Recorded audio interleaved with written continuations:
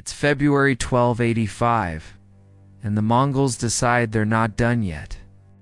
3 days later, they came storming down to the Red River, and what's waiting for them on the other side?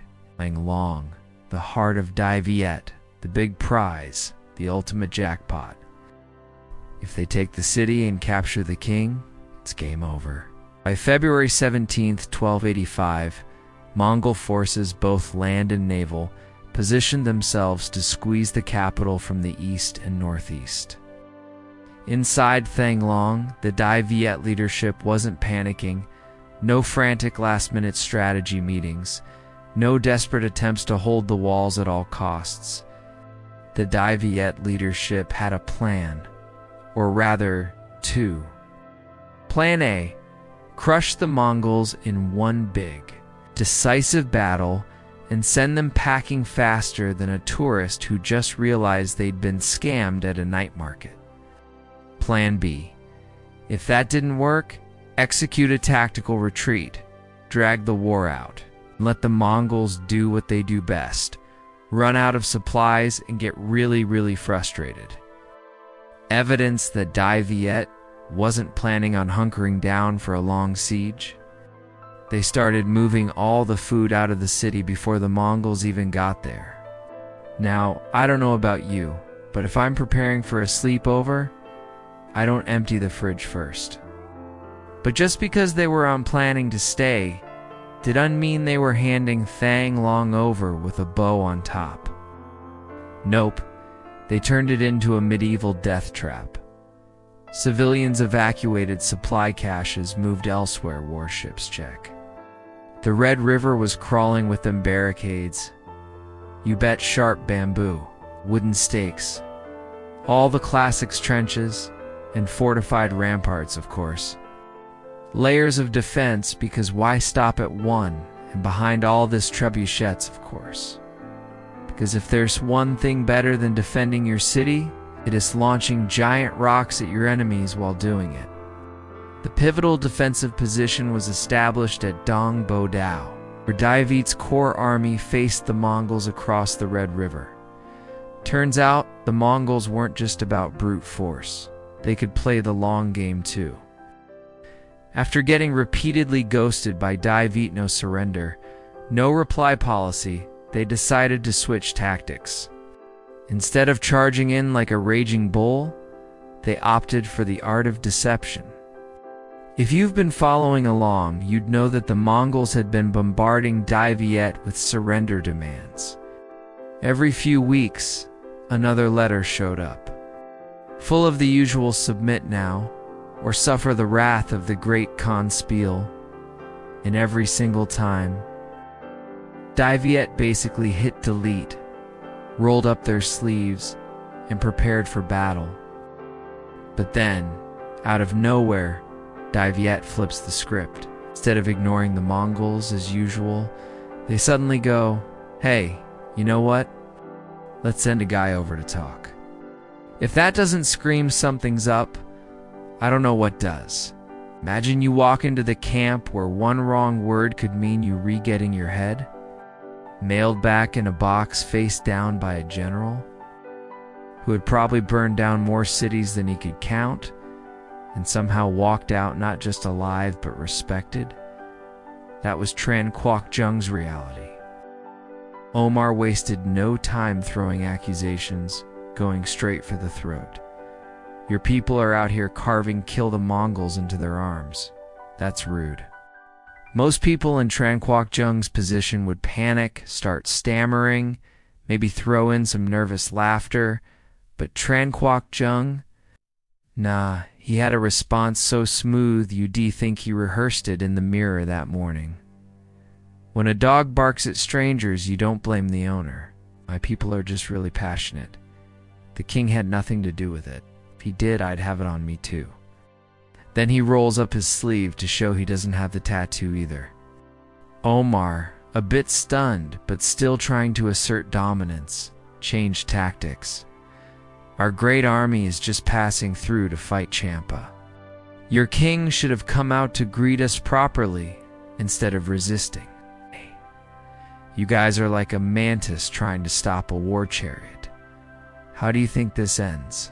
Chung basically said. "Great generals, if you really wanted peace, you'd station your troops at the border, send a formal message, and wait. Instead, you're breaking down doors and then wondering why people are mad. Even a cornered rat will fight back. What do you expect from actual humans?" Tran Quoc Chung just turned on his heel and walked right back to camp, probably without even looking over his shoulder. Omar, clearly impressed, later admitted to his generals, "That guy, he's sharp. Didn't insult his own king, didn't butter me up either, just handled himself with class. If the rest of their country is like this, we might have a problem." Then, because Mongol's gonna Mongol, he immediately sends troops to chase after Tran Quoc Chung and try to capture him. Too bad he was already halfway home. By sunrise on February 18th, 1285, Tran Quoc Chung was back at Dai Viet, delivering critical intel on the Mongols' movements. And just when they thought they had a second to breathe, Omar led an attack faster than anyone expected, stormed in, weapons drawn, ready to turn the place upside down and intense. The Mongol infantry came in waves, marching forward under a rain of arrows and stones from Dai Viet's defenses, trebuchets hurling massive boulders from warships, crossbowmen lighting up the sky from the riverbanks. Despite heavy casualties, they got to work hammering together pontoon bridges under a literal hail of arrows. After the first assault face-planted into Dai Viet's defenses, Togon doubled down. That very same day, February 18th, 1285, he ordered a full-scale attack all along the Red River. This wasn't just about storming the capital anymore. Togon wanted to trap the Dai Viet court, cut off their retreat, and make sure they couldn't pull off their classic disappearing act. Because deep down, Togon had one massive fear: becoming the sequel to a disaster. About 30 years earlier, Mongol General Uryankadai had also taken Thanglong, only to find it completely empty, no civilians. No treasure, no surrender, just a ghost town. The real fight was elsewhere, and by the time the Mongols realized it, they were stuck chasing ghosts through the mountains until they ran out of food and morale. It was a disaster so bad that it probably became a cautionary tale for every future Mongol general. So naturally, Togon was terrified of history repeating itself. And guess what? That's exactly what happened. Tran Quoc Tuan made the tough call. The royal court and top brass would pull back, leaving behind a select force to hold the line and make the Mongols pay for every inch of ground. Drag the Mongols into an exhausting fight, bleed them dry, and buy precious time for the grand strategy ahead. While all of this chaos was unfolding, the real Dai Viet army, the core forces, the royal court, the actual brains of the operation, were already well on their way south, heading for Than Trong, Trang Yen. In other words, the Mongols had thrown everything they had at a city that was, strategically speaking, already being left behind. It was a classic case of too good to be true. Togon was too busy throwing everything he had at Thanglong, convinced that this was his big moment, his grand conquest. The Mongol war machine thundered across the southern bank, siege lines tightened, and with one final push, the city fell. By the time the Mongols marched triumphantly into Thang, Long on February 19th, they were standing in the middle of an eerily empty city, feeling like the main character in a horror movie who just realized the house he walked into is abandoned for a reason. No grand spoils of war, no terrified civilians bowing in submission, not even a single royal official left behind to negotiate surrender. If you're a conquering general, this is the kind of thing that gives you indigestion. And that's when it hit him. He'd walked straight into the same trap as Urjanka I. Togun stomped into the palace, expecting to claim his prize, only to find himself standing in a ghost town. So what did he do? Well, like any good bad guy, realizing he might have walked into a trap, he ordered an immediate pursuit. Mongol cavalry tore off after the retreating Dai Viet forces, determined to run them down before they could regroup. Meanwhile, Togun decided that celebrating his victory was still in order, because you might as well enjoy a feast while you still can. But let's be honest, those victory banquets probably had a weird vibe. The Mongols may have been eating and drinking, but deep down, the unease was setting in. Thang Long was bait, and Togun was starting to realize he'd just swallowed it whole. At this point, neither side was winning or losing. The Viets knew better than to take on the Mongols head-to-head, because, well, that was how people lost. Every time the Mongols tried to corner them for a decisive battle, they slipped away, were stalling, dodging, and buying time for the enemy to get exhausted, overstretched, and really annoyed. It was working. The Mongols had stormed in with all the force of a hurricane, expecting a quick and easy conquest. Instead, they got a long, frustrating wild goose chase. But the situation was getting dire. Mongol forces were squeezing Dai Viet from both the north and the south like a giant set of chopsticks. And if they closed in completely, well, let's just say the country would have been in utter chaos. Amid this nail-biting moment, everyone was whispering, referring to Tran Quoc Tuan. Yes, the guy holding all the cards, or rather, all the swords, spears, and hopes of an entire nation, that this was the perfect chance for sweet, sweet revenge. They argued, this is it. Why not seize the opportunity, grab the throne? You're already the one saving the country. Might as well make it official, right? If you're wondering what all this revenge talk is about, here's a quick recap. Tran Quoc Tuan's dad had some, let's say, strong feelings about who should be king. And those feelings didn't exactly align with the current ruler. Long story short, there was bad blood, and some folks figured this was the perfect moment for Tran Quoc Tuan to settle old scores. Door waits for no man, not even if that man is Tran Quoc Tuan, the guy juggling national survival and unresolved family drama. Remember, the Mongols were kicking down Dai Viet's front door from every possible direction. To the north, Togun was still barreling down like a freight train with no brakes, determined to finish what he started. Meanwhile, to the south, Sogatu was charging upward, ready to squeeze Dai Viet into submission.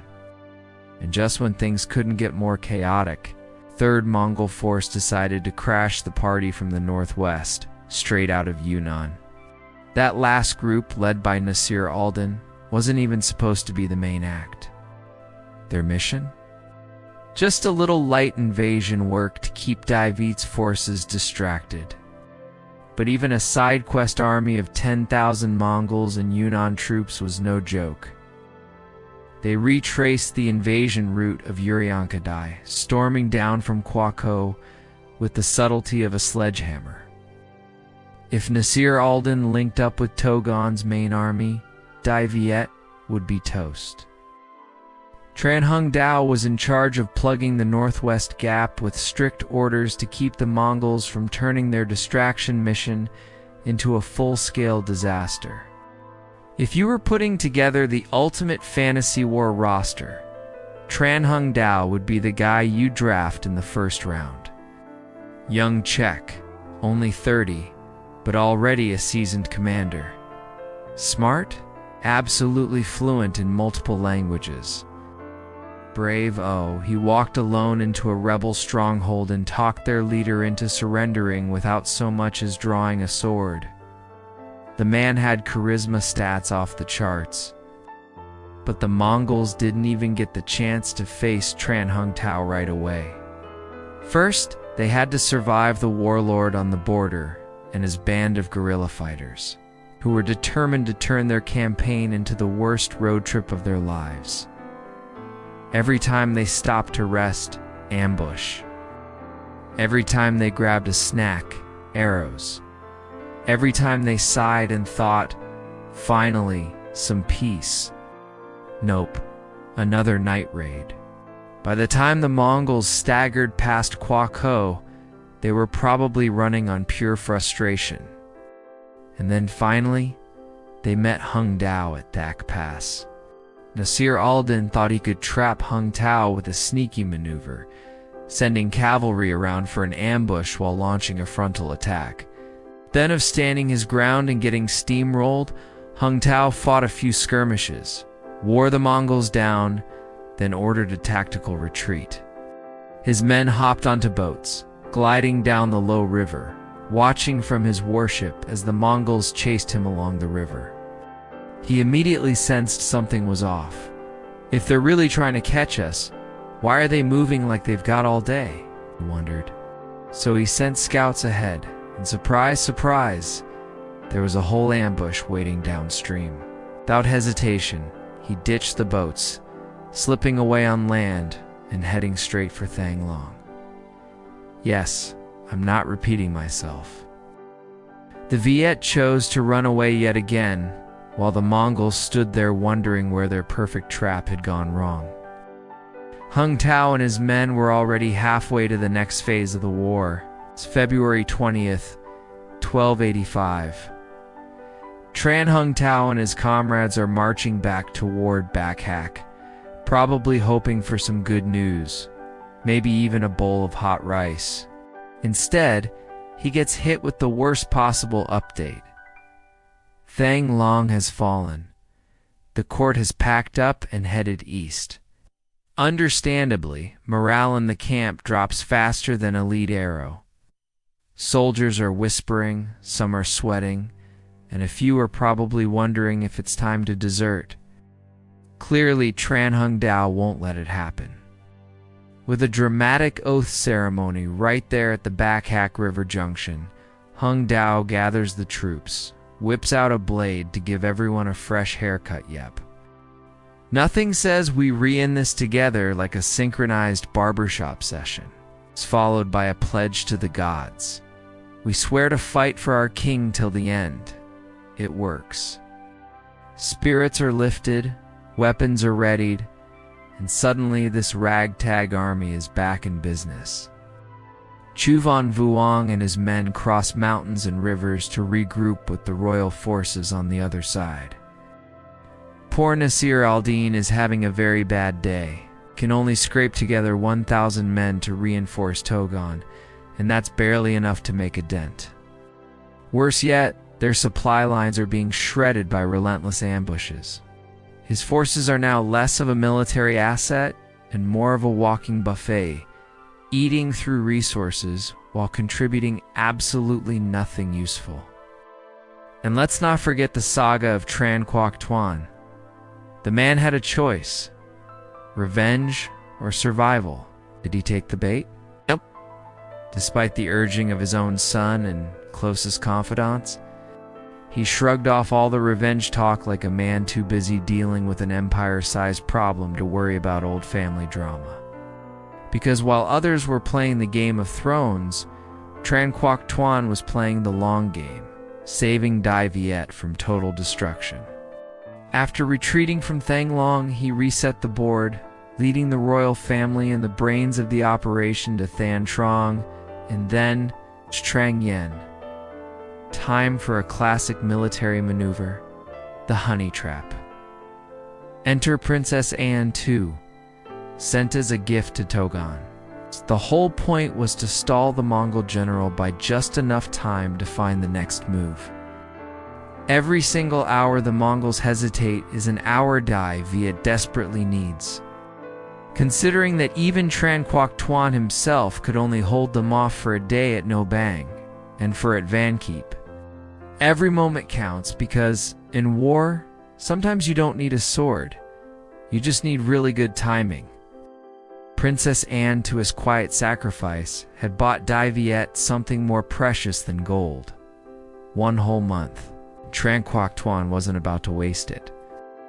While Togan was presumably distracted, he spent every waking moment rallying his forces, setting traps and prepping for the inevitable showdown. Sure enough, after taking Thang Long, the Mongols wasted no time in chasing the Tran court.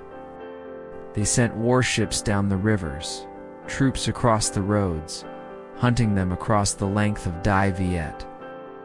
Along the route from Thang Long to Than Trong, elite Tran soldiers dug in, setting up ambushes and blocking key passages. Their job was to hold the line, slow the enemy, and buy precious minutes for the main force to regroup. The first defensive position was stationed at Duk. This battlefield was a sneaky little islet, smack in the middle of the Than Mac River. The river splits into 2 branches, giving Dai Viet's navy the perfect setup to hit the Mongols from both flanks, while infantry held the center like an unshakable rock in the stream. The Mongols, expecting a smooth river cruise, suddenly found themselves stuck in a 3-sided ambush, like someone realizing too late that they walked into a really bad traffic jam, except instead of honking cars, there were arrows flying at them. When the Mongols finally arrived on February 21, 1285, they expected to plow through the defenses in no time. But Tran Ben Trong, the general who commanded, and his men weren't having it. For 3 to 4 brutal days, they repelled wave after wave of Mongol assaults. Again and again, the Mongols charged, only to be thrown back, losing more men each time. Gradually, the Mongols got really tired and decided to throw everything they had. At Tran Ben Trong, they came with a full-scale land and naval assault. One by one, Dai Viet's soldiers fell, and in the end, the Mongols managed to capture the commander alive. Big mistake. Li Heng, one of the Mongols' elite commanders, looked at Tran Ben Trong and thought, "This guy is too good to waste." So instead of tossing him into a cell or executing him on the spot, he tried to turn him to their side. "Come on," he probably said, "you're a great warrior. Why not switch teams? We'll even make you a king up north." But Tran Ben Trong wasn't having any of it. He didn't eat, didn't talk, didn't even entertain their nonsense. He hit them with the most iconic line in Vietnamese history: "I would rather be a ghost of Dai Viet than a king of the Mongols." That was it. The Mongols executed him. Mongols then stumbled right into another one. Hey. The second defensive line on the Red River was at the Hai River Junction. The terrain at Hai had a little twist compared to Duk. Massive islets sat smack in the middle of the river, perfect for splitting enemy forces and creating a watery battlefield that played right into Dai Viet's hands. While the Mongols were still shaking off the embarrassment of their last blunder, the Dai Viet troops had been busy.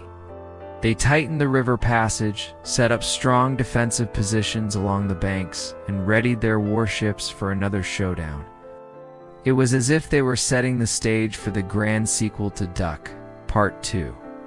Orally, Tran Quoc Tuan had designed a 2-step retreat plan, ensuring his army had enough time.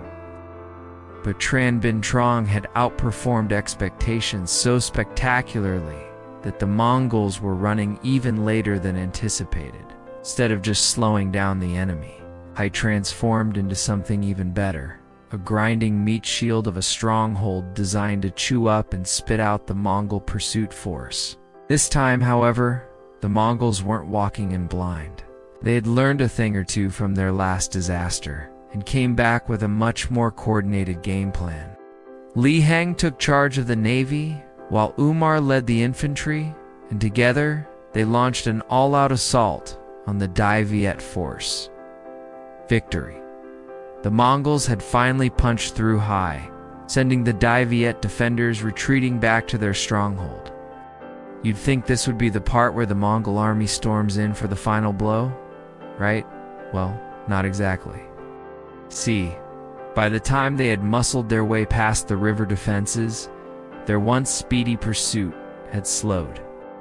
Li Hang suddenly found himself staring at a slightly bigger problem, a massive, well-fortified Dai Viet army waiting for him at Than Trong. These were fresh troops, rested, and very much not in the mood to be conquered. Meanwhile, Li Hang's forces were running on fumes, looking more like marathon runners hitting the wall than an unstoppable invasion force. At this point, even the most stubborn general had to admit charging in would be less of a battle and more of a glorified suicide mission. So, in a display of common sense, Li Hang called it quits and turned back to regroup with Togan, who had been hanging out in Thang Long, waiting for his man Sagatu to bring reinforcements from the south.